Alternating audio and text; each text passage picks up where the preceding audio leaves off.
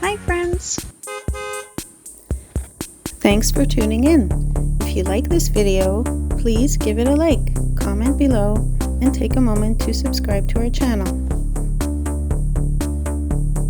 Welcome to Surfside Beach in Brazoria County, Texas, on the Gulf of Mexico. Surfside Beach is a small coastal city located on Follets Island by the Gulf, with a population of around 600 people as of the 2020 census. We're along the Bluewater Highway, also known as County Road 257. This rural coastal road runs the length of Surfside Beach and continues northeast towards San Luis Pass and Galveston Island, covering about 40 miles of shoreline. You'll find access roads which allow vehicle and beach access in many areas, with permits required for driving or parking on the sand.